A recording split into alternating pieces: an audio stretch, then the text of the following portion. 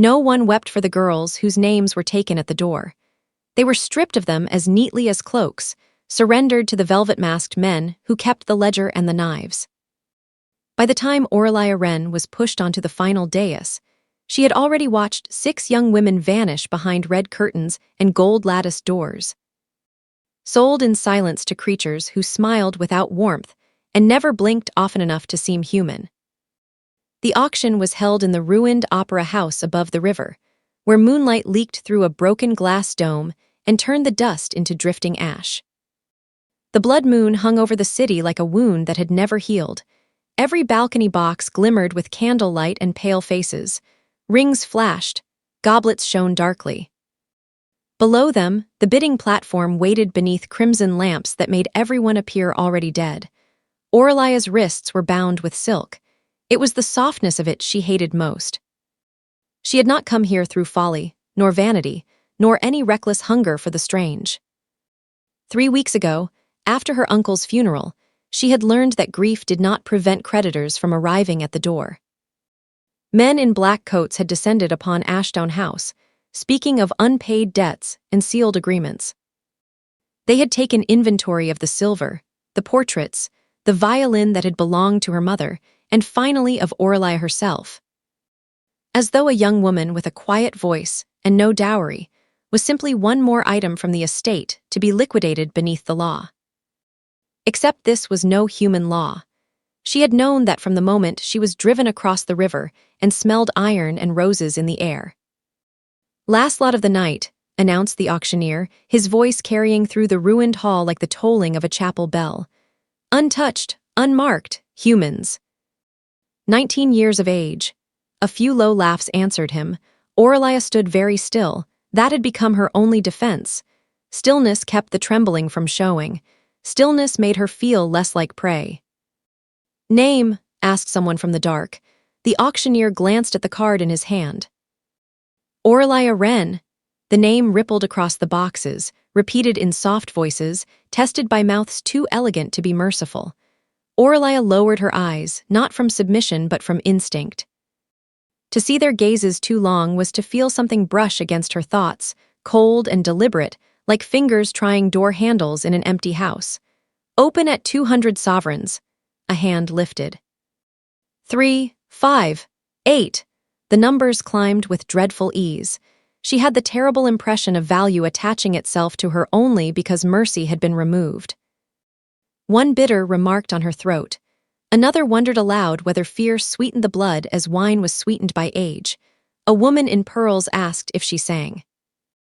A man in military black requested that she turn so he might see the line of her shoulders.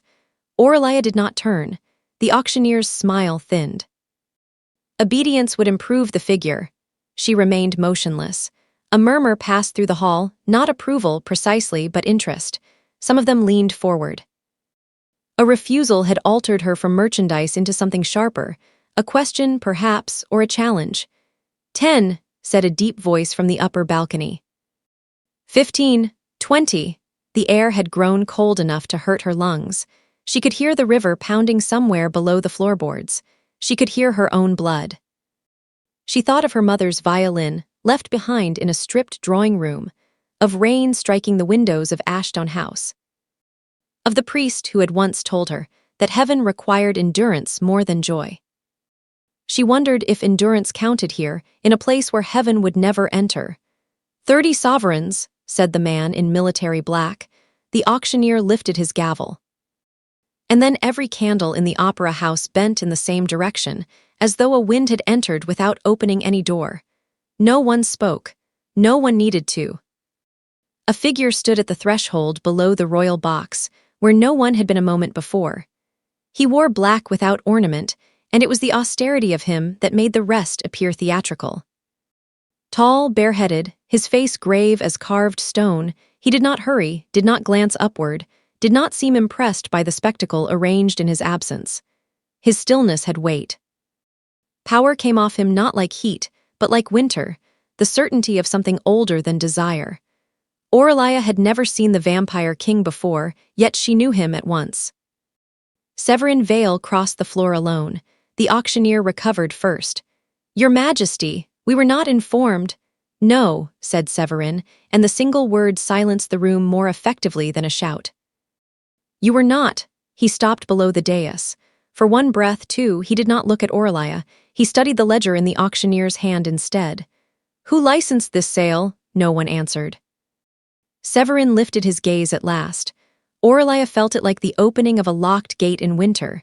His eyes were not cruel. That frightened her more. Cruelty she understood. Cruelty at least confessed itself. But in his face there was restraint so severe it seemed almost sorrowful, and beneath it something far more dangerous than appetite, recognition. The auctioneer swallowed. A lawful private exchange under covenant provisions. This girl is not lawful merchandise. A stir broke across the balconies. Several nobles rose. The man in military black spoke sharply. By what claim? Severin did not turn toward him. By coven law. The room shifted. Even Aurelia, ignorant of their customs, felt the force of it. Something old had just been named, something the others had hoped would remain buried under velvet and appetite. Her blood carries witness, Severin said. The words meant nothing to her. Yet the hall reacted as though a blade had been drawn. Impossible, someone hissed. The auctioneer laughed too quickly. Majesty, with respect, you cannot know that from scent alone. Then Aurelia saw it happen. Severin's gaze dropped to her bound hands. The silk at her wrist had rubbed the skin raw during the journey. A bright bead of blood welled there, no larger than a tear. For a heartbeat, the red lamp above them guttered blue, and with it came a whisper, not into the room, but into Aurelia herself. A woman's voice, distant as memory and near as breath. Do not kneel. Aurelia gasped. Severin went utterly still. When he spoke again, his voice was quieter, and that was worse. Unbind her. No one moved. The auctioneer lifted the gavel with a trembling smile. The bidding stands until. The sound that followed was not loud. It was the crack of wood under pressure. The gavel split in the auctioneer's hand. Every glass in the front row shattered inward. One noble cried out as blood sprang from a cut across his cheek. Severin did not appear to have moved at all. I said, he told them, unbind her. This time someone obeyed. The silk fell from Aurelia's wrists. Her hands shook so violently she hid them in the folds of her dress. She did not trust this rescue. Rescue, she thought, was only another word used by powerful men before they renamed the cage. Yet when she swayed, dizzy from fear and hunger, Severin's hand lifted halfway as though to steady her, and stopped there in the air, clenched, refusing the touch. He would not touch her. That frightened her too. He turned to the room. This auction is over. Every ledger, every seal, every witness will be brought before the council at dawn. You cannot mean to protect her, said the military man, rising fully now. She is human. At last Severin looked at him. She is under my crown. The opera house went silent enough for Aurelia to hear her own breath catching in her throat. The vampire king stepped back from the dais and inclined his head to her, not as a master to a purchase, nor even as a king to a subject, but with a grave and terrible courtesy she did not understand. Aurelia Wren, he said, come down. She descended on unsteady legs. No one tried to stop her. When she reached the floor, she saw the auctioneer staring not at her face, but at the inside of her wrist, where the smear of blood had spread across her skin in a shape like a broken sigil. Severin saw it too. For the first time, something dark and unguarded moved behind his expression. Not hunger, shock, and beneath it, God help her, fear. He took one step back, as though the mark itself had struck him. Then he said, with the calm of a man pronouncing doom, someone sold me a dead woman's daughter. And the lamps went out. The palace above the northern cliffs did not resemble a home so much as a vow built in stone. It rose from black rock over a sea silvered by the dying moon, all towers and narrow windows and terraces where no ivy dared grow. The carriage wheels made no sound when they crossed the courtyard. Even the horses seemed relieved to halt there, as though they had arrived at the edge of some ancient silence too formidable to disturb. Aurelia had expected chains. Instead, she was given rooms. Not luxurious ones, despite the carved bed and the fire already laid. They were austere, almost monastic, with pale curtains, dark wood, and a single vase of winter roses on the mantel. There were no locks on the inside of the door. The lock was on the outside, which felt more honest. A woman with silver hair and eyes like smoked glass brought food on a covered tray and introduced herself as Lady Elaine.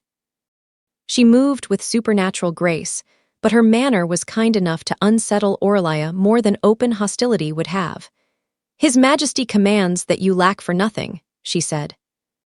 Aurelia looked toward the door. "Except freedom," Lady Elaine did not pretend otherwise. "Except that."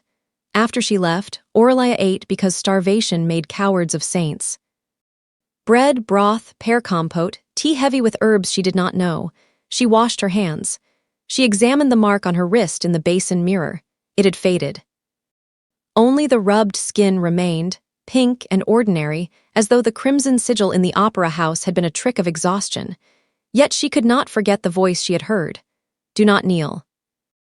It had not felt imagined. It had felt inherited. She slept badly and woke just before dusk to the sound of the sea striking the cliffs below like distant applause. He came after nightfall. Aurelia knew it was him before Lady Elaine opened the door, before the candles shifted, before that cold, measured pressure entered the room like a second atmosphere. Severin Vale did not need attendance or ceremony. His presence arranged the space around him. He remained near the threshold. Even now, he would not come too close. "I trust the chamber is sufficient." She rose from the chair beside the window. "If you intend to thank me for not leaving me at the auction, I do not yet know whether gratitude is appropriate." His expression did not change. Yet something almost like approval flickered in the restraint of his mouth. "Appropriate is rarely a useful measure. You spoke as though you knew me. I spoke as though I knew your blood." Aurelia wrapped her fingers together so tightly her knuckles whitened. "What does that mean?" A long pause, the sea below, fire muttering on the hearth. "When certain blood is shed," he said at last, "it remembers." She stared. "That is not an explanation. It is all I can safely give tonight." "Safely for whom?" This time his gaze met hers with such directness it stole the next breath from her. He was very beautiful. That should have made him easier to distrust, but beauty in him had been disciplined into severity. There was nothing careless about his face, nothing indulgent. He looked like a man built from control and punished by it. "For both of us," he said. Aurelia thought of the auction hall, of the way the room had recoiled when he named her blood. "Am I in danger here?" "Yes." The honesty struck deeper than reassurance would have. "From you." He did not answer at once, and in the silence her pulse began to beat harder. Not because she thought he would lunge for her throat. He was too still for that, too grave. The danger she felt from him was stranger. It seemed to live in every distance he deliberately maintained. "At present," he said, "I am the least immediate threat in this palace." It was not a no. He turned then, as though the interview had already gone on too long, but Aurelia stepped forward before she could think better of it. "Why did you say I was a dead woman's daughter?" The room went colder. Severin's hand tightened once at his side, gloved and motionless. "Because I recognized what should have been impossible." "Recognized from whom?" He looked toward the fire rather than at her.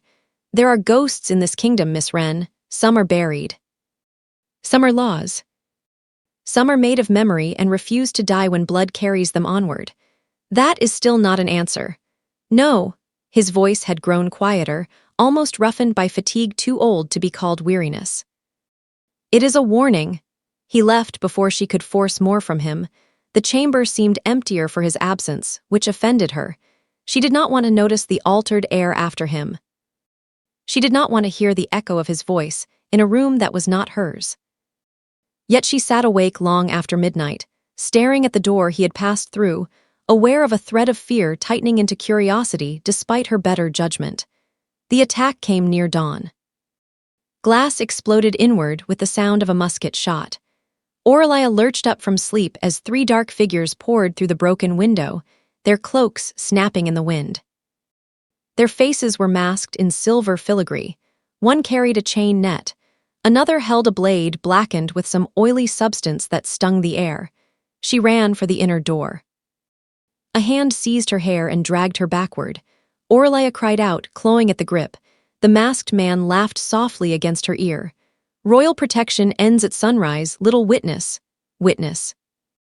Before she could struggle free, the chamber door burst open. Severin entered like judgment itself. No theatrics, no roar, merely speed so absolute it erased the sequence. One attacker hit the wall hard enough to crater the plaster. Another lost the arm holding the blackened blade before the weapon reached Orlia's throat.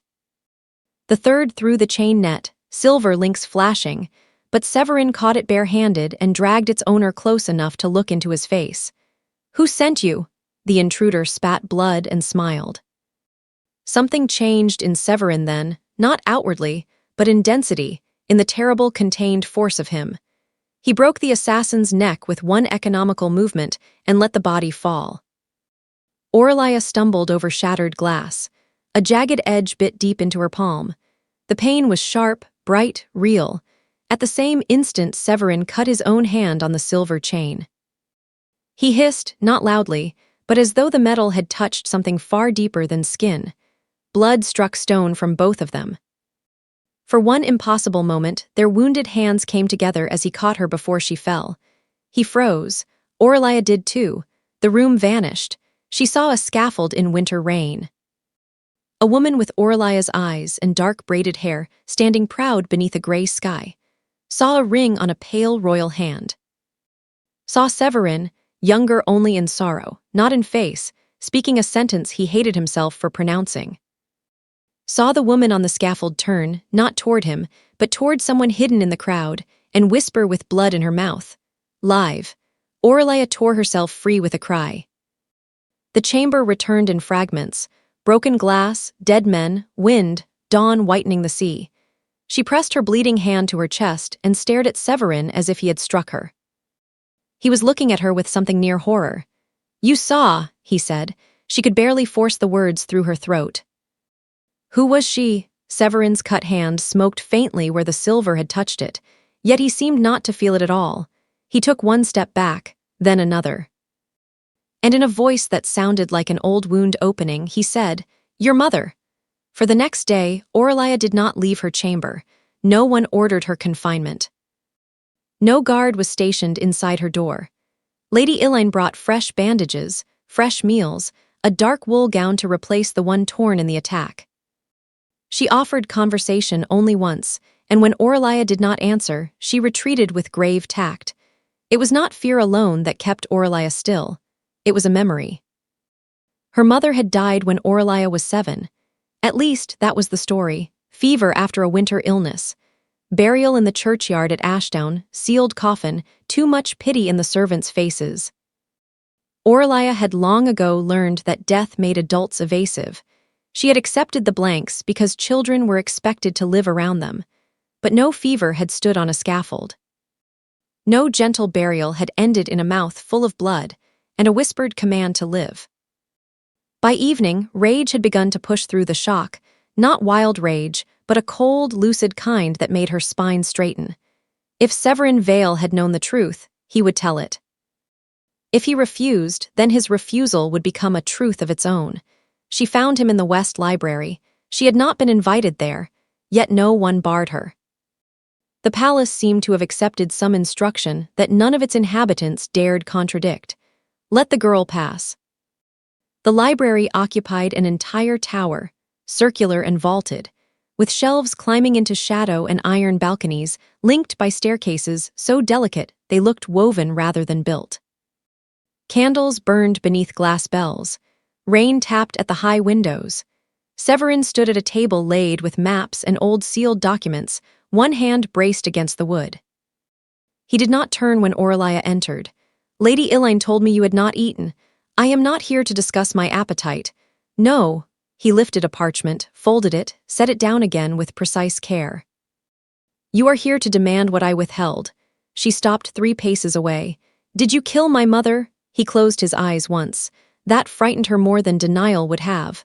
"I condemned her," he said.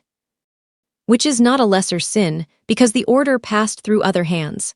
The library seemed to tilt. Orlia gripped the back of a chair until the carved wood bit her palm through the bandage. Why? Because I believed what was testified against her. And what was that? That she had conspired to use forbidden blood memory against the crown.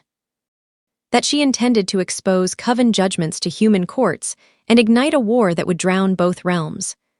Aurelia laughed once, breathlessly. My mother played the violin, and carried a lineage older than any instrument she touched.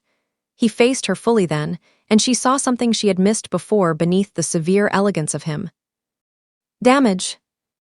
Not visible, not theatrical, something long endured and never forgiven by its owner. Blood memory inheritance is rare, he said. In certain lines, memory survives in blood after death. Not thoughts, not daily recollections, moments of terrible force. Oaths, betrayals, final truths, your mother possessed it. That means you do as well. Aurelia thought of the whisper in the auction house. Do not kneel, the scaffold, the rain.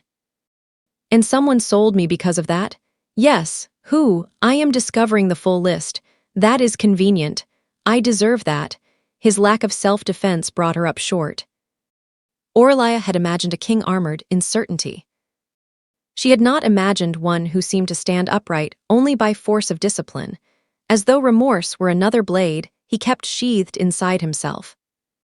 You said the attack came because I am a witness, she said carefully. Witness to what?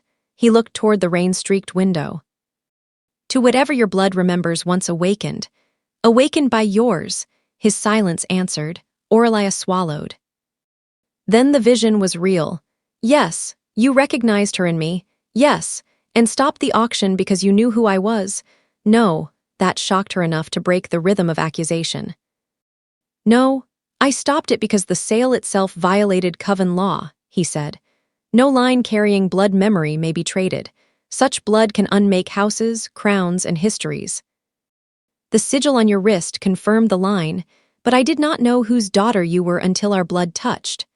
Aurelia stood very still. The first part of that explanation should have comforted her. It did not. It only rearranged the cruelty. He had saved her not out of personal mercy, but because law and old instinct compelled him. Then the accident had turned duty into something far more intimate and far less bearable. Why keep me here? Because those who arranged the auction will try again. Here I can keep you alive, and if I refuse your protection, his gaze returned to her face. You may refuse me anything but the danger. The words were measured, yet something moved beneath them, some exhausted conviction that made them feel less like command than confession. Aurelia looked away first. A fire burned low in the grate near the history shelves. On impulse, she crossed to the nearest case and drew out a volume at random. A family register, old painted seals. Names, her own fingers trembled as she turned the pages. Then she stopped. A miniature portrait had been pressed between the leaves, perhaps hidden there decades ago. A woman in morning blue, dark hair braided over one shoulder, eyes clear and grave. Aurelia knew her at once. Her mother, not fever-wasted, not soft, not erased, alive in pigment and silence. Below the portrait, in a different hand, someone had written a single name, Ilara Wren, called Blood Witness. Executed under Crown decree. Aurelia's breath caught. Severin crossed half the room before he seemed to realize he had moved. He halted again short of touching her, always that distance, always that brutal restraint. I should have burned that archive, he said softly. No, her voice shook, but it did not fail. No more burning. The clock in the tower below struck once, twice, then a third time. From the corridor outside came the echo of armored feet. Lady Elaine appeared in the doorway, paler than before. Majesty, the High Council has arrived. Severin went still as frost. Aurelia closed the register over her mother's face. And what, she asked, though she already knew the answer, do they want to be with me? Severin's expression hardened into something royal and mercilessly calm. To decide, he said, whether you will be protected under law, he glanced toward the approaching steps, or bled for it. The council chamber had no windows. It lay beneath the palace in a hall lined with obsidian panels, polished so darkly they reflected light like drowned mirrors. Candles burned in iron crowns overhead. Between them, the ceiling vanished into shadow. The air smelled faintly of wax, cold stone, and old roses laid too long upon graves. Aurelia walked into that place feeling, absurdly, as though she should have worn gloves. Severin descended the steps beside her but never touched her arm. If she stumbled, she would fall alone. At first she had taken this for indifference. Now she understood it as discipline, and because she understood it, it troubled her more. Every inch he kept between them had become charged with awareness. At the end of the hall stood a raised semicircle of seats carved from black glass. 6 were occupied. The eldest among them, a woman in silver robes with a face delicate as winter bark, regarded Aurelia with unmistakable interest. Beside her sat a broad-shouldered man in military black, the same bidder who had challenged Severin at the auction. His beauty had gone to severity. His smile had not survived into his eyes. "This is Lord Morvain," Lady Elaine murmured under her breath from behind Aurelia. "Remember him?" Aurelia did. Severin stopped at the center of the chamber. "The witness stands under my protection." Lord Morvain leaned back. A generous designation for a human girl dragged from an illegal market. "She was not dragged," Aurelia said, before caution could stop her. Every gaze turned to her. Morvain's mouth curved. "She speaks." Severin did not look at Aurelia, but she felt a slight shift in him, annoyance, perhaps, or concern. Not because she had spoken, but because she had spoken here. "I walked," she said, keeping her voice steady. "There is a difference." The elder woman in silver inclined her head. "Courage or innocence?" Aurelia met her eyes. "Possibly fatigue." A murmur ran around the glass seats. Severin said, "This spectacle is unnecessary. Coven law is explicit." "Coven law is old," Morvain replied. "And old law benefits from interpretation." He steepled his fingers. "If the girl truly carries blood memory inheritance, then the crown's interest is not singular. Such blood belongs to the record of the realm." Aurelia kept her face still, though the word belonged struck like an open hand. Severin's voice dropped. "She belongs to herself." Morvain's gaze sharpened. "An unusual sentiment from the throne." The elderly woman lifted a pale hand. "Enough, the matter before us is simple. If the human carries witness blood, it must be confirmed. If confirmed, the law of custody applies." "Custody," Aurelia repeated. "Another lovely word." No one smiled except Morvain. A narrow basin of black stone was brought forward by 2 attendants. Its interior was etched with silver lines. Aurelia stared at it with immediate dread. "What is that?"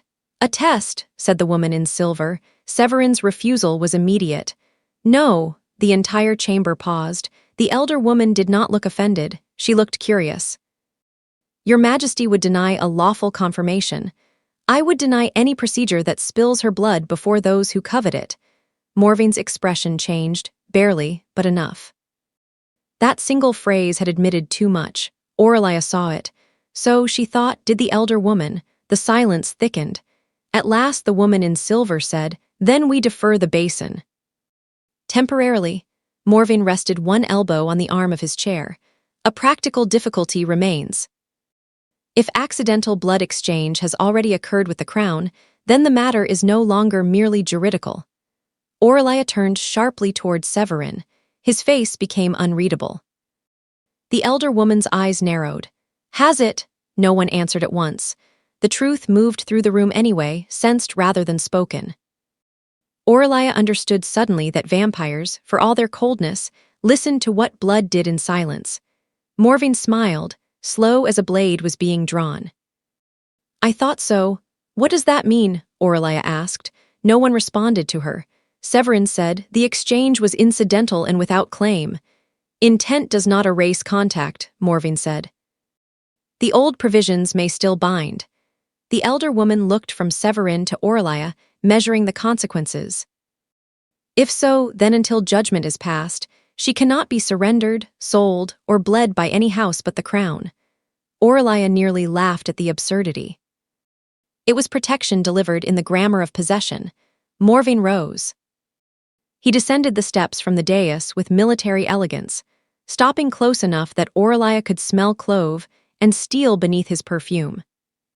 Severin shifted at once, not forward but fractionally sideways, putting himself between them without seeming to do it. Morvain noticed. His smile deepened. "You are fortunate," he said to Aurelia. "Few humans ever alter the king's composure." "I have not altered it at all," she said. Morvain's glance flicked to Severin's clenched gloved hand. "No," before Aurelia could reply, a sensation like vertigo swept through her. The chamber dimmed. The silver lines in the untouched basin glowed faintly. A memory rose not from thought but from blood. A council room. Not this one, but another, older, colder. Her mother is standing in chains. Morvain, young, handsome, smiling, leaning close to whisper something in Alara's ear. A threat, a name. A child hidden far away. Then Severin's voice, terrible with restraint, "Bring evidence or bring silence."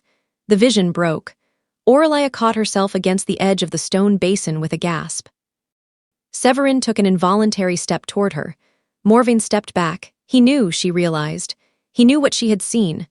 Aurelia lifted her head, her pulse suddenly loud and sure. "My mother knew you," she said. No one moved. Morvain's expression remained pleasant. "Many condemned petitioned this council." "In the memory," Aurelia whispered. "You were smiling." That reached the room differently. The elder woman in silver straightened. "Enough for tonight," she said. "The witness will remain under royal seal until the next moonrise." "No testing, no contact, no private claims." Morvain inclined his head. "As the council wills." But as he passed Aurelia on his way out, his voice dropped so low only she could hear it. "Ask the king," he murmured, "who signed your mother's death." He left her with that. Aurelia looked up slowly at Severin. He already knew exactly what Morvain had said. And this time, he did not deny it. A brief section from Severin's POV, he had condemned Alara Wren in winter. He remembered the rain on the council stones, the smell of wet iron, the fury he had disguised as law because fury could be manipulated and law could not. He remembered Morvain's evidence, testimony, ledgers, forged witness statements, all arranged with infuriating perfection. He remembered believing that if Alara carried blood memory and intended to release it among humans, war would come and thousands would die for one woman's truth. He remembered her final look. Not hatred, that would have been easier to bear. Pity. Now her daughter stood under his roof with the same unwavering mouth and the same eyes that made lies feel small. When their blood touched, the old error had risen up at last to accuse him in a voice no tribunal could silence. And worse than guilt was this: he had nearly failed the daughter too.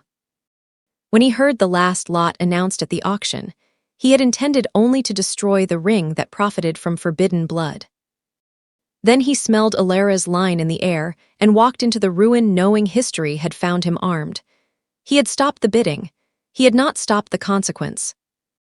Returned to Aurelia's POV, the storm broke over the cliffs at dusk. Aurelia stood at the window of the abandoned music room where she had hidden herself from the palace for most of the day. Below, the sea threw itself against the rocks in white violence. Inside, sheets covered a grand piano, and portraits of forgotten nobles looked down through dust. It felt easier to breathe in neglected places. She had spent the hours trying and failing not to imagine her mother on that scaffold, trying and failing not to hear Morvain's whisper. "Ask the king." At last Severin came. He closed the door behind him. Rain sounded softly against the glass dome overhead. Candlelight cut his face into planes of gold and shadow, making him seem even less human and perversely more mortal in sorrow. "I did sign the decree," he said before she could speak. Aurelia had prepared sharper accusations.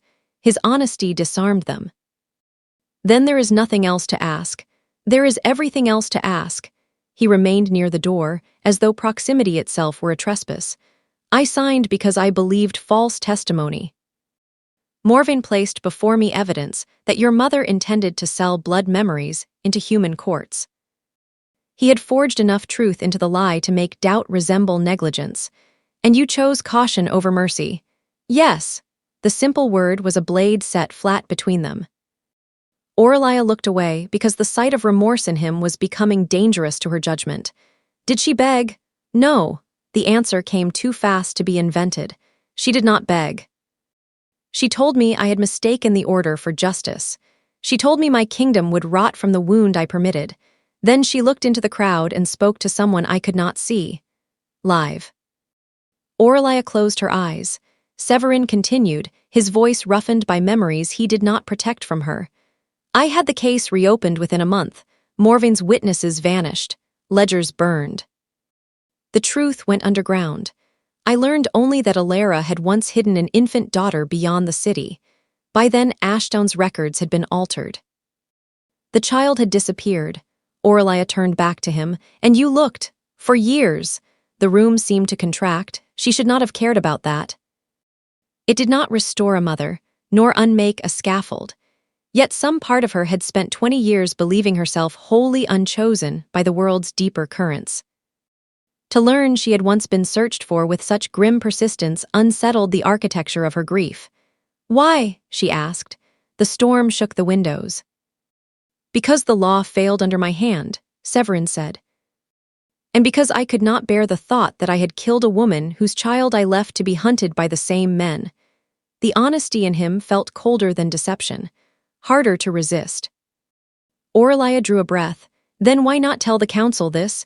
Because confession is not proof, and my blood is. Yes, she thought of the silver-lined basin, Morvain's smile. The way the council had said custody as if it were grace. He wants me because I can expose him.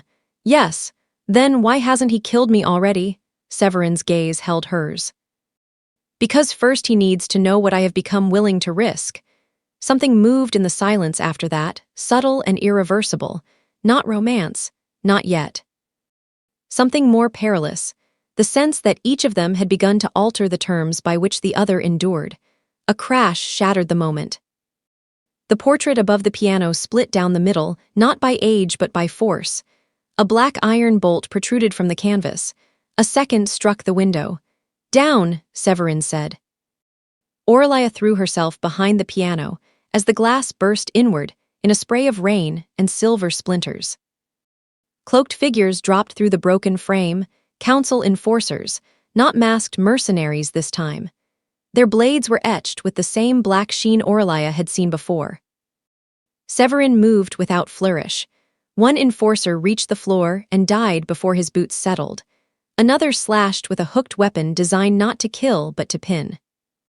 Severin twisted aside and took the hook through his shoulder rather than let it pass behind the piano. Aurelia bit back a cry. He tore the weapon free and broke its wielder across the ruined keyboard. The third enforcer lunged for Aurelia. She grabbed the fallen iron bolt and drove it with both hands into the attacker's throat. The force of it jarred her arms to the shoulder. The enforcer reeled, hissing. Then Severin was there. He ended it. The room fell to breathing, rain, and the slow drip of blood from Severin's hand onto the shattered keys. Aurelia rose shakily. You are wounded. It will close. It did not look as though it would. The dark fabric at his shoulder gleamed wetly, yet he seemed less aware of that than of the iron bolt still in Aurelia's hand. You defended yourself, he said. I preferred that to dying. A strange, brief light crossed his face, not amusement, recognition. Then the light went out. From somewhere in the palace below came the peal of a bronze bell, once, twice, 3 times. Severin turned toward the door, expression hardening with sudden certainty. That, he said, is the council claiming emergency authority. Aurelia tightened her grip on the blood-slick iron. What does that mean? He looked back at her, and whatever remained unspoken between them became far more dangerous than before. It means, he said, they are done waiting for permission. The bell did not stop. It rang through the palace in bronze waves, each toll seeming to unlock another layer of old dread in the walls. Servants disappeared. Doors barred themselves. Somewhere above, wings beat through the storm-dark sky. The entire stronghold had become a body bracing against a blade. Severin brought Aurelia not upward to some fortified royal chamber, but down. They descended through chapel stairs and torchlit corridors into the old catacombs beneath the palace, where the first rulers of the coven slept in stone niches draped with black silk. Here the air was colder, untouched by sea salt, preserved in the stillness of the dead. The only sound was the soft echo of their steps and the distant, furious ringing above. Why here? Aurelia asked. Because Morvain expects me to guard the throne room, Severin said. He still mistakes symbolism for strategy. His shoulder had not healed properly. The wound from the hooked weapon had cut deeper than he had allowed. Dark blood marked the inside seam of his coat. Aurelia noticed it each time the torchlight struck. You said it would close. I was optimistic. That seems unlike you, a brief glance. You do not know me well enough to judge what is unlike me. Perhaps not. But I know when someone is lying through dignity. To her surprise, that almost drew a smile from him. Almost. They reached a circular burial chamber lined with effigies. In the center stood an altar of black marble veined with white. Severin set down the torch and drew a heavy iron grate across the entrance. Only then did he sway very slightly. Aurelia moved before fear could stop her. Sit! He looked at her as though the command itself were improbable. Sit, she repeated, quieter this time. He did. Aurelia knelt beside the altar, unfastened the clasp at his shoulder with clumsy fingers, and pushed the torn fabric aside. The wound beneath was ugly and slow healing, edged in dark corrosion. Not ordinary silver, then, something made for kings. I have nothing to clean it with. There is a well in the next passage. You should have said so at once. I preferred not to send you out of sight. The answer settled between them like a hand knot. Laid. But remembered. Aurelia found the well, a small bucket, a linen cloth folded on the ledge as if left by some prior century. When she returned, Severin had not moved. His control remained terrible even in pain. She wondered suddenly how many wounds he had taught himself to survive in silence, simply because kings were observed too closely to be permitted weakness. She washed the cut carefully. He did not flinch, though once his breath caught when the cloth brushed deepest. You may say if it hurts. I am aware. That is not the same as speaking. No, his voice was lower now, almost tired. It rarely is. Aurelia wrung out the cloth. The catacomb torch painted his skin in amber and shadow. Up close, she could see the age in him not as decay but as accumulation. Grief compacted into poise, endurance sharpened into elegance. He was not cold in the way of statues. He was cold in the way of winter lakes, deep, still, and lethal to the unwary. She should have feared him more than she did. Instead, she found herself asking, did you ever forgive yourself? For Alara, yes, no, the answer came without hesitation. Aurelia set the bloodied cloth aside. Then why keep living as though punishment were enough? Something shifted in his face, slight and profound. I do not live as though punishment is enough, he said. I live because the dead are not improved by my ruin. The words struck her with painful force. They sounded like something a man had repeated to himself for years in order not to step willingly into the sun.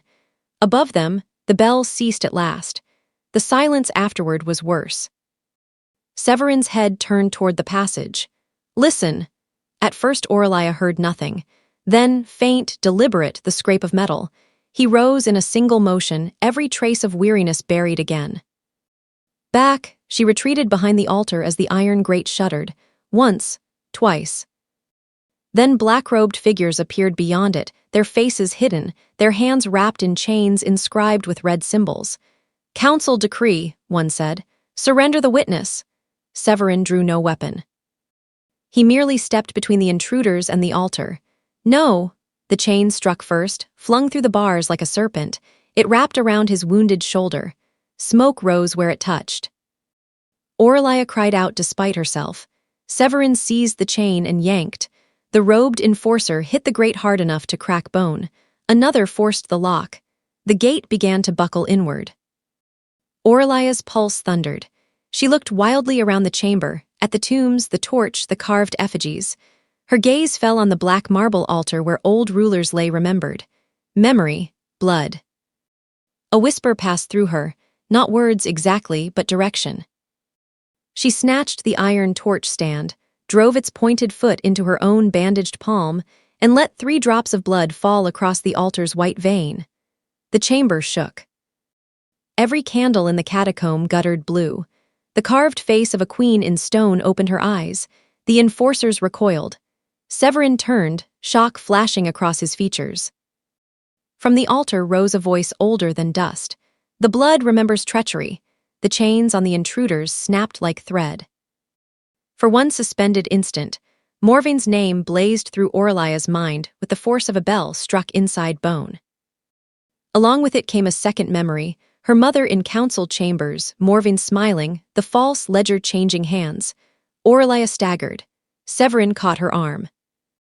It was the first time he had touched her without the necessity of saving her body from immediate harm. The contact lasted no more than a heartbeat. Yet in that heartbeat another truth passed between them. He had not meant ever to touch her at all. The catacomb voice died into silence. The Stone Queen's eyes closed. The chamber went still except for Orlia's breath, too fast, and Severin's hand releasing her, as though even that brief contact endangered something sacred or ruinous. Then footsteps sounded from the rear passage. A hidden door opened, and Lord Morvain himself stepped into the chamber, applauding softly. "Magnificent," he said. "Now I no longer require the basin." Morvain did not come alone. 3 enforcers spread behind him in a crescent, their red-marked chains coiling at their wrists like tame vipers. In the torchlight, his face held all the polish of nobility and none of its grace. Orlia saw at last what her mother's blood had tried to show her in fragments. Cruelty at its most dangerous did not rage. It arranged itself. "You have pursued this line for 20 years, Severin said, his voice level despite the blood darkening his shoulder. Morvain's smile sharpened. "And tonight it finally answers." He looked not at the king, but at Orlia. "The basin was for doubt. There is no doubt now. You woke the first queen's witness. That means the last memory is near the surface." His gaze slid over the altar, the extinguished blue candles, the broken chains. "Your mother was sentimental. She left her truth where prayers go to die." Orlia's throat tightened. "What have you done with it?" "What I always did with truth," Morvain replied softly. "I delayed it until power could survive the telling." Severin stepped forward. "Enough!" Morvain did not retreat. "No, your majesty. It is rather too late for that." He spread one gloved hand, almost conversational. "The council bell has rung. Emergency authority stands. You are compromised by blood contact. She is compromised by your protection. By law, neither of you may speak for the other." "Then let her speak for herself," Severin said. Orlia felt the chamber turn toward her. She had never wanted rooms full of ancient eyes on her. Yet the silence asked for something she had not possessed at the auction, nor in the council hall. Nor in the long years of being told the world could be endured, if one only kept quiet enough not to provoke it. "My mother's memory names you," she said. Morvain's expression barely altered. "Memory is not proof, blood is theatrical. It sees what grief instructs it to see." Orlia heard the lie because her own blood recoiled from it. "She hid something," Morvain went on, "at the Abbey of St. Armand on the eastern cliffs. Old records, a prayer ledger, perhaps a final witness. I should prefer it unopened. Unfortunately, your little awakening suggests that tonight I may no longer have a choice." Severin understood before she did. "You mean to force the memory there?" Morvain inclined his head. At last, the enforcers moved. The nearest chain flashed through the torchlight. Severin caught it, but the second struck low, wrapping his wounded arm. Orlia darted backward as the third came for her throat, not to kill but to drag. She seized the fallen torch stand and drove it crosswise between the links, bracing with all her weight. Metal screamed. "Run," Severin said. She did not at first. The king tore one enforcer across the black altar hard enough to crack stone. Morvain himself entered the fight without haste, drawing a narrow blade the color of old oil. It met Severin's bare hand once, twice, and each touch burned. Orlia saw at once what Morvain intended. Not victory by force. Delay, corrosion, exhaustion. He was bleeding time from them, expecting the rest of his decree to close like a trap above the catacombs. Then Lady Elaine appeared in the rear passage with 2 royal guards. "Majesty," Morvain cursed under his breath. "Eastern tunnel," Elaine said. Now, Severin killed the last enforcer with a movement too swift for Orlia to follow, then turned to her. Go! This time she obeyed. They fled through a passage so narrow the walls brushed Orlia's sleeves. Behind them came the crash of pursuit. Ahead, a salt wind rose through the dark. The tunnel opened at last onto a stair cut into the cliffside itself, slick with spray and moonlight. Far below, the sea heaved like black silk torn open by white hands. The abbey stood half a mile north, roof broken, bell tower split, its chapel windows blind with salt. Orlia nearly slipped on the wet stone. Severin caught her elbow and let go at once, as if even that emergency touch was something he had no right to keep. They reached the ruined abbey just as thunder broke overhead. Inside, the nave had long ago surrendered to the weather. Rain threaded through the broken ceiling. Pews lay overturned. Saints had lost their faces. Yet at the far end of the chapel, behind the altar, a small side crypt remained dry, hidden behind a panel of warped oak. Orlia knew it before she touched it. Her blood knew. The panel gave way. Within lay a violin case, black with age, and a bundle wrapped in oilcloth. Orlia knelt with shaking hands and opened it.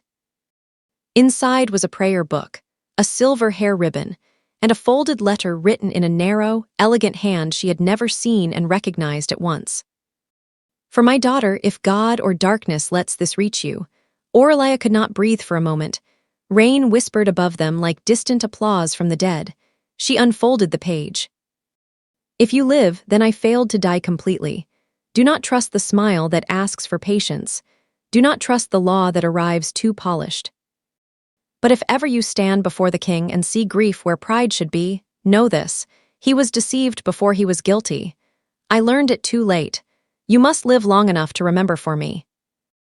Orlia's eyes blurred. Below the note, tucked into the fold, was a second sheet, a copied ledger entry bearing Morvin's seal beside a list of human names and prices. The auction ring, not new, old. Decades old. Severin took one look and went utterly still. Before either of them could speak, the abbey bell above, cracked, ruined, long silent, gave a single broken toll. Someone had entered the nave. And Morvin's voice rose through the rain-dark church. Did she leave me anything kinder than treason? The ruined abbey held a strange sound strangely. Morvin's voice seemed to arrive from every direction at once, gliding through the nave and under the rafters, until Orlia could no longer tell where he stood. Lightning flashed through the broken rose window, illuminating toppled stone and rain like silver pins.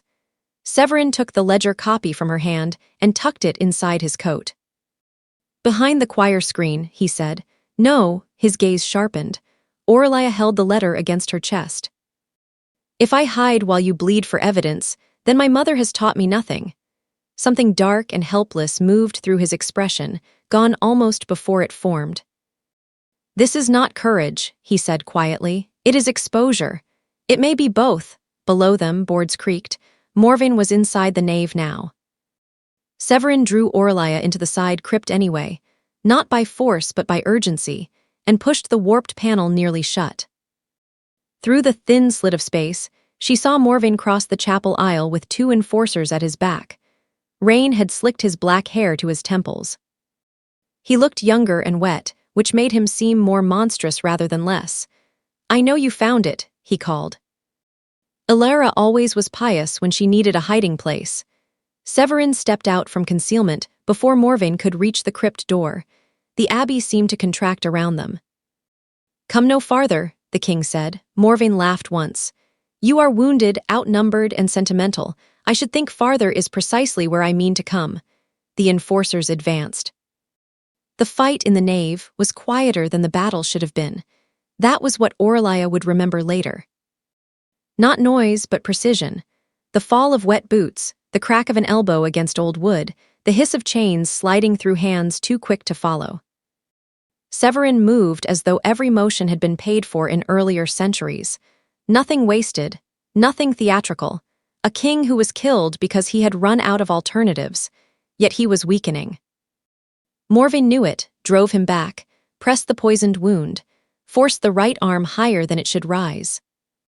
When Severin's shoulder struck a broken pillar, Orlia heard the breath he failed to hide. Then Morvin smiled. Do you know what I admired most in Ilara? he asked while circling. Not her blood. Not even her refusal. It was her certainty that you would come too late. The words landed. Severin lunged with sudden violence and nearly took Morven's throat for them.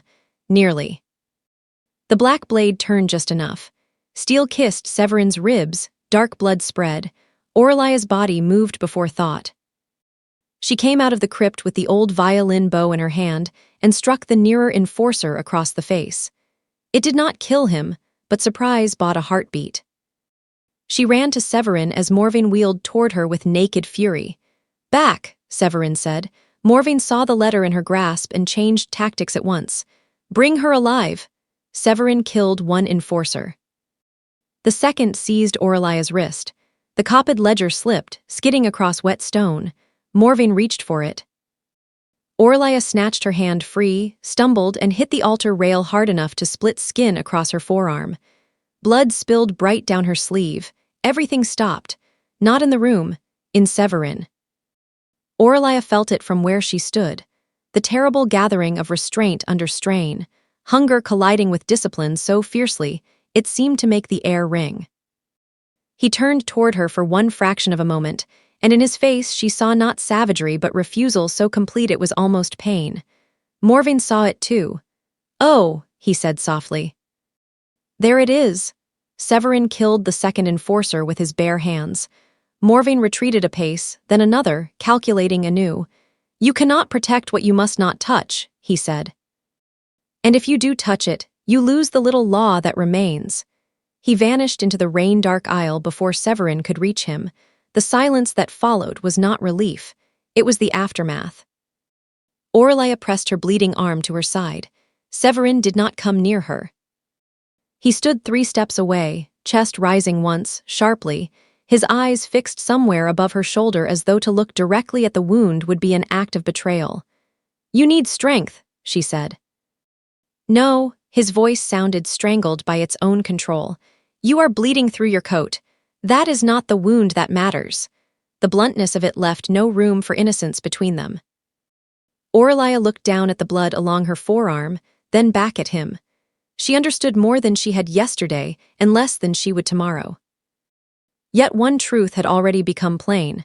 Every mile of distance he kept was costing him dearly, and still he kept it. She lowered herself onto the stone bench beside the crypt and unwrapped the linen from her arm. Severin went rigid. Do not, if you fall before dawn, Morven wins. I would sooner die than take from you in weakness. Then do not take from weakness. He stared at her.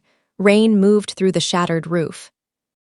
Somewhere beyond the abbey, the sea struck cliff after cliff in blind devotion. Orlia offered her arm not with boldness, not with seduction, but with the solemnity of one placing a candle before the dead.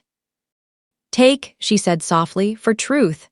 He crossed to her as though every step were a sentence. When his hands closed around her wrist, they trembled once, only once. He looked up, giving her one last chance to recoil. She did not. His mouth touched her skin. The pain was brief, intimate, holy with terror. At once the abbey vanished. She saw her mother in this same crypt, kneeling before the prayer ledger while thunder walked the roof. Saw Morven entered with forged council seals and promised Alara safety for the child if she confessed to invented treason. Saw Alara refuse. Saw her hide the copied ledger and write the letter with blood drying at one temple. Saw a messenger arrive too late with Severin's stay of execution, the parchment unopened because Morven's men had diverted it an hour on the road. Orlia cried out. Severin tore himself away at once, blood bright against his mouth, horror and grief warring across his face. It is true, she whispered. You tried to stop it. Yes, he had never sounded less kingly, never more dangerous to her heart. Orlia's arm shook. He bound it with his own handkerchief, his fingers careful, reverent even now. When he had finished, he lifted his gaze to hers. The rain, the ruined saints, the dead years between them, everything seemed to narrow to that look.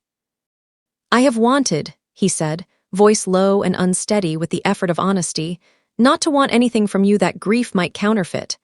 Then, because she did not turn away. He touched her face with the back of 2 fingers and bent to kiss her. It was not devouring, it was worse. It felt like a vow being broken open. When he drew back, a bronze horn sounded from the cliffs below. Severin's face changed.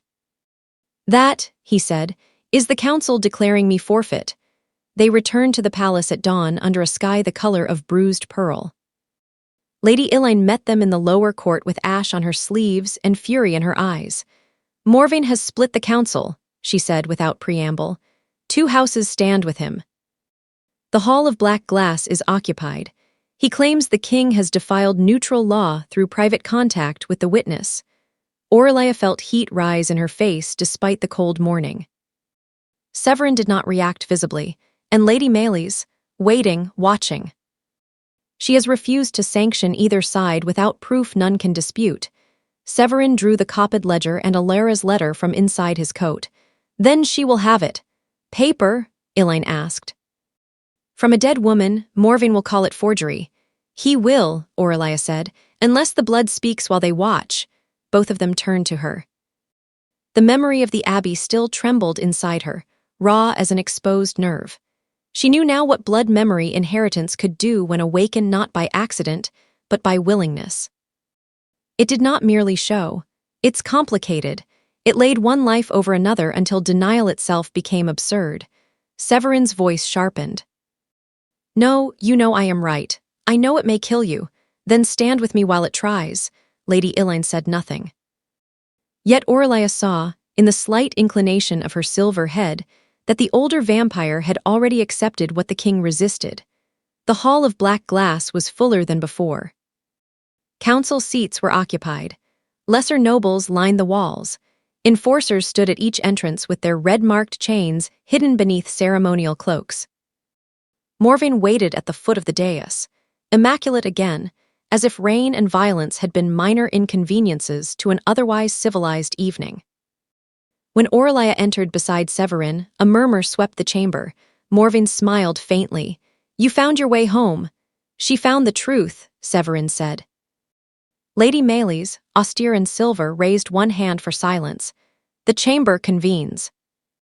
"Let it end in law, if law still has a tongue among us."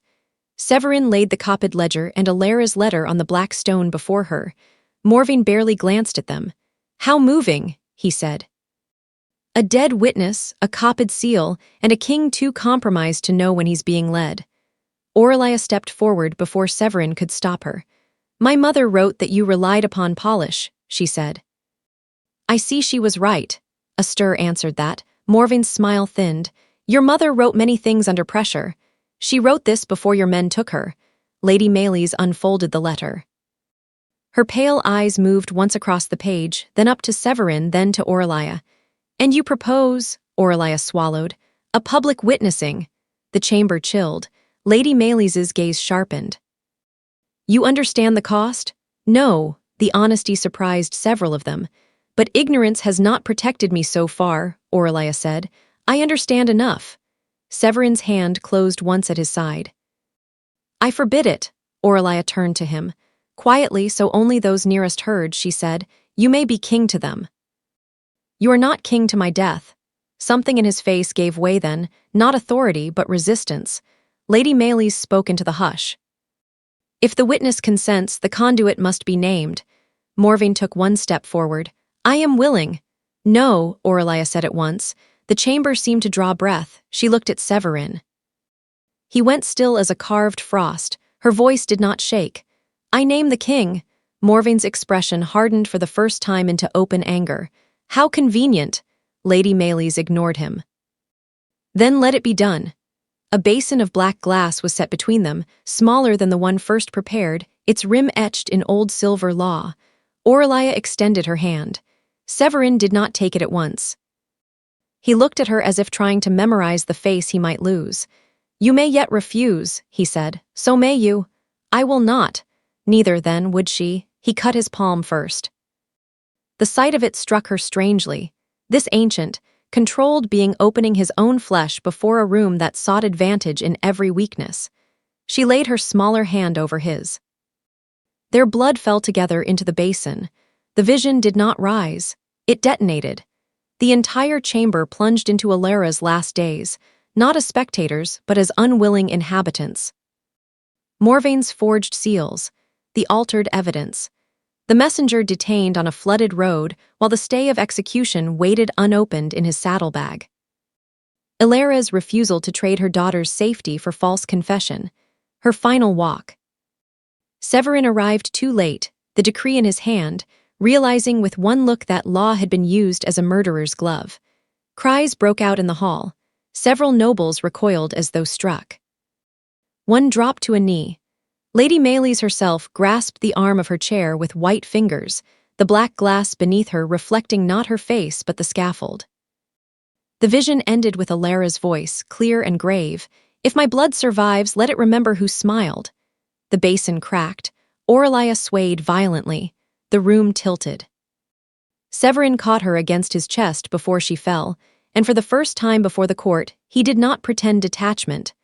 Lady Maylies rose.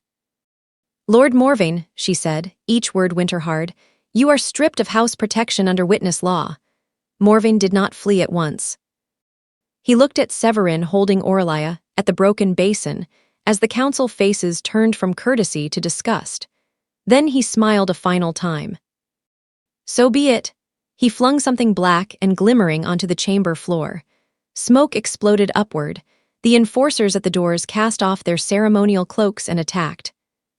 Severin pushed Auralia behind the dais. "Stay down," the hall erupted. By the time the smoke thinned, 3 council guards were dead. Lady Maylies was shouting orders through blood on her temple, and Morvain was gone. Gone with Auralia's mother's original prayer ledger, snatched in the confusion from the cracked basin stand where it had lain awaiting seal. Severin looked toward the shattered western doors, his face emptied of everything but resolve. "He is going back," Auralia whispered. "To the opera house," Severin said. And when she understood why, the cold sank all the way through her. Morvain meant to finish the auction where it had begun. The ruined opera house had been relit. From the river road, Auralia saw crimson lamps glowing once more beneath the broken dome, their light leaking through cracked glass and torn velvet like blood through bandages. Carriages clogged the street below. Nobles loyal to Morvain had gathered in haste, summoned by fear, greed, and the old appetite for seeing law humiliated in public. It was not an auction now. It was a correction. Morvain meant to erase witnesses with spectacle. Severin brought only a handful of guards.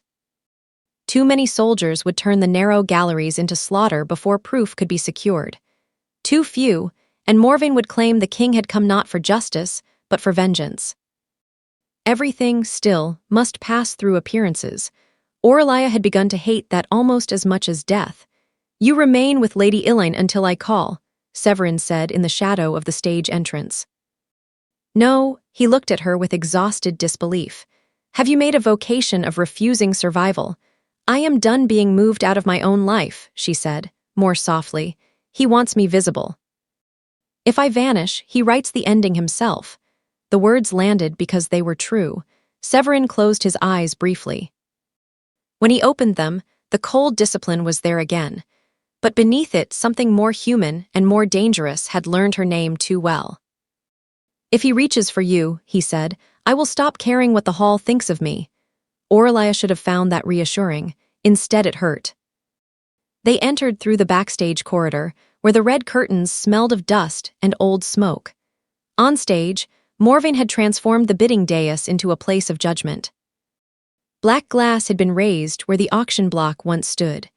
The stolen prayer ledger rested upon it like a holy book blasphemously enthroned, and in the royal box above hung a scaffold bell. Auralia's blood turned to ice. The crowd stirred as Severin stepped into view.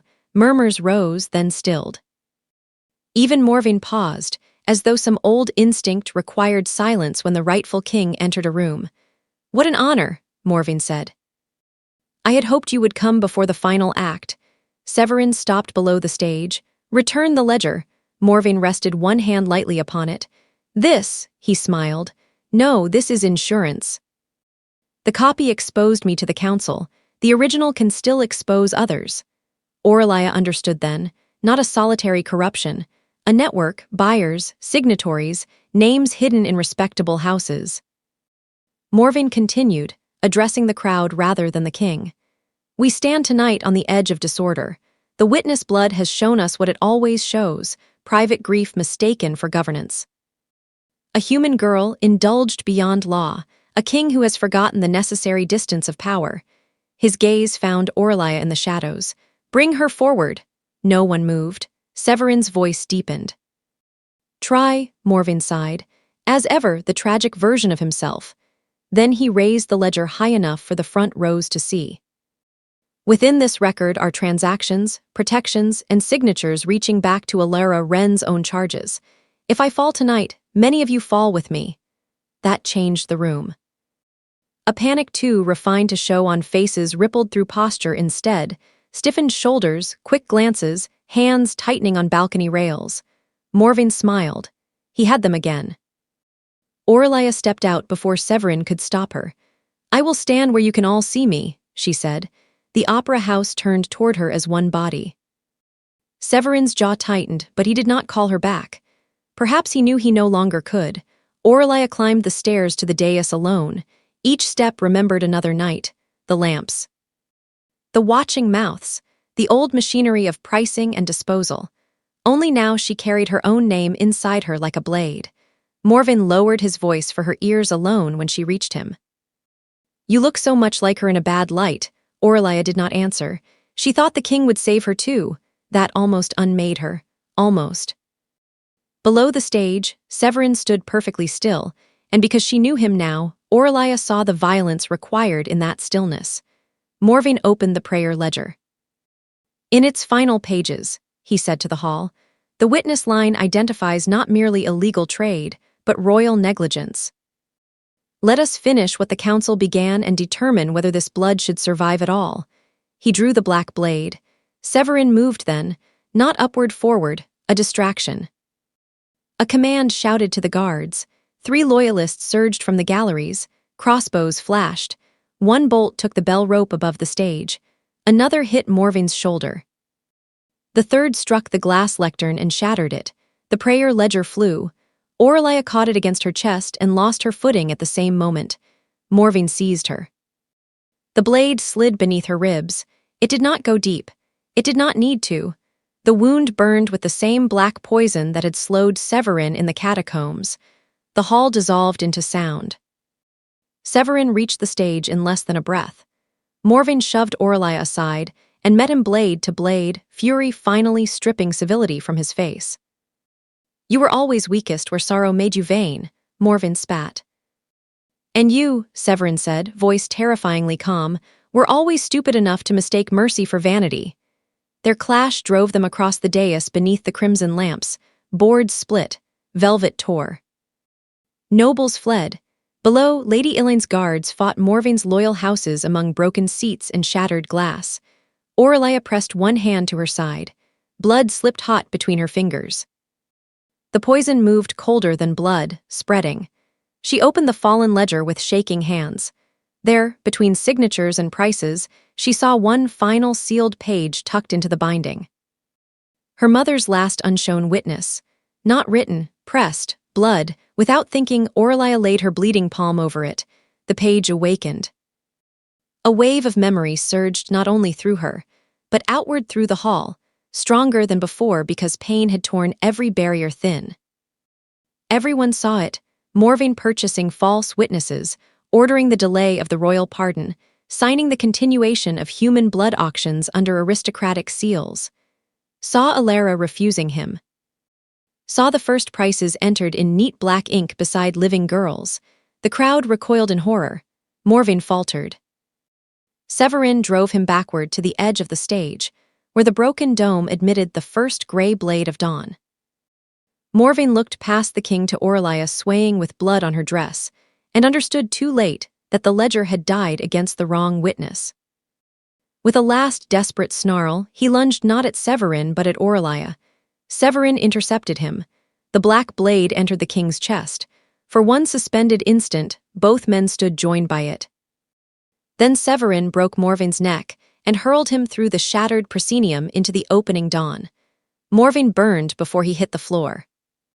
The opera house went silent except for Aurelia's ragged breathing. Severin turned toward her once, only once, then he dropped to one knee, black steel still in his body. Aurelia reached him as the poison reached her heart, and with the last strength left to her, she whispered, "Do not come too late again." Then darkness took her. A brief section from Severin's POV, he had once arrived too late with a pardon in his hand. He would not arrive too late now with love in his throat.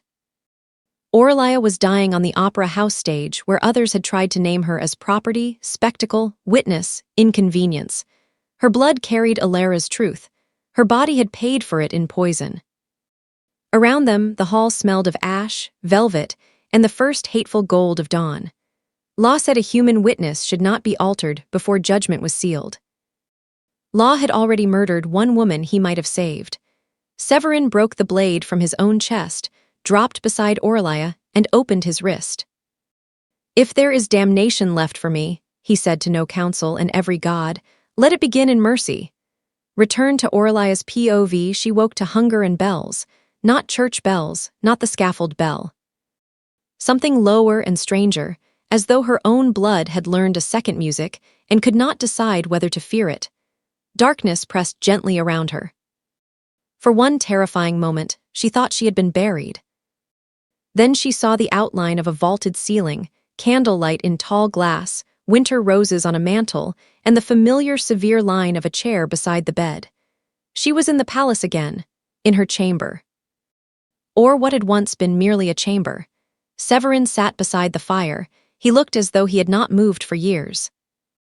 When her eyes opened fully, he rose at once and crossed half the room before stopping with visible force, as if habit still tried to arrest him even now. "You are awake." His voice had changed.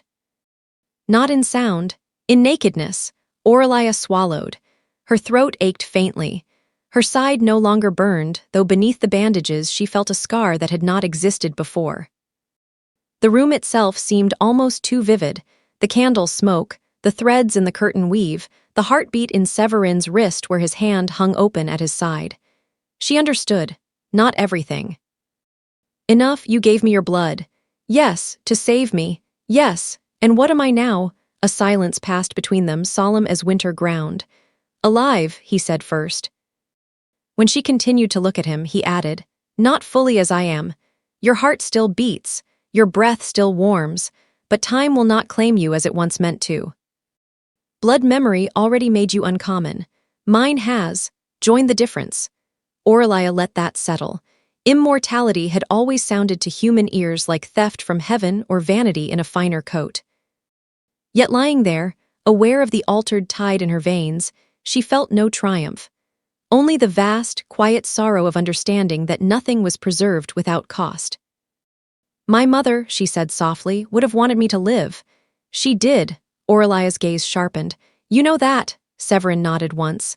"Lady Maylies sealed the council at noon." Before the judgment closed, she read the final line of Alara's letter aloud. It was written beneath the fold. "What line?" He looked at her with an expression so unguarded it made her chest ache. She wrote, "If he chooses your life over his law, forgive him enough to stay alive." Aurelia turned her face away then, not in rejection, but because tears had finally become impossible to restrain. She had not wept at the auction, nor in the council hall, nor in the ruined abbey. Grief had been too busy surviving. Now survival had ended, and the cost of it could be felt. Severin did not move closer while she cried. That mercy undid her further. When at last she mastered herself, she asked, "And the council?" "Morvain's allied houses have been stripped. The auction ledgers were seized from their vaults. Human debt claims tied to blood markets have been voided. The law he hid behind will be rewritten in witness blood and royal seal. And me?" The question was quieter than the rest. For the first time, Severin did cross the remaining distance, not as king. Not as a protector performing duty. Simply as the man who had once stood in an opera house and stopped the bidding before he knew her name would become his wound. "You," he said, "may leave this palace whenever you wish. You may remain if it is bearable. You may despise me on alternate days and speak to me only at dusk. You may refuse every title I could offer. But nothing in this kingdom will ever again price your life." Aurelia held his gaze. He had not said love, Of course he had not. Men like Severin buried words only after they had first buried kingdoms, yet the room was full of it. "Come here," she said. He went still, not because he did not want to obey, because he did. Then he came to the bedside and knelt, bringing his face level with hers. Aurelia lifted one hand to his cheek. The contact carried no fear now, only the solemn recognition of what had been endured to reach it. "I do not know," she whispered, "how to forgive everything. You need not. I know." Her thumb brushed the line of his jaw. "But I know where to begin." This time when he kissed her, there was no grief counterfeit in it, no emergency, no shock of first surrender. It was slower, deeper, almost unbearably reverent. The kiss of two creatures who had met first in injustice and chosen, despite law and blood and death, not to become its continuation. Later, when evening drew across the cliffs and the first star appeared above the sea, Aurelia walked with him onto the western terrace. The wind moved through the black stone balustrade and lifted the ends of her dark hair. Far below, the river wound past the city and the ruined opera house beyond it, now shuttered, its crimson lamps extinguished. Somewhere in Ashdown churchyard, a grave marked with false history waited for correction. Somewhere in the abbey ruin, rain still fell through the roof over her mother's hidden prayers. She would go to both places. She would remember. Beside her, Severin stood in his accustomed stillness, yet it no longer felt like distance alone. It felt like space made for truth to breathe. "Will it always hurt?" she asked after a long while. "Yes," he said. She appreciated that answer more than comfort. "And will it always hunger?" His eyes turned toward her, dark and grave and no longer hidden from what they held. "Yes." Aurelia slipped her hand into his. Below them, the sea struck the cliffs with endless longing. She looked out over the kingdom that had nearly sold her, nearly buried her, nearly called its crimes law. Then she stood in the gathering night with the king who had once stopped the bidding and later chose her life over his own absolution. It was not a gentle ending. It was better. It was eternal.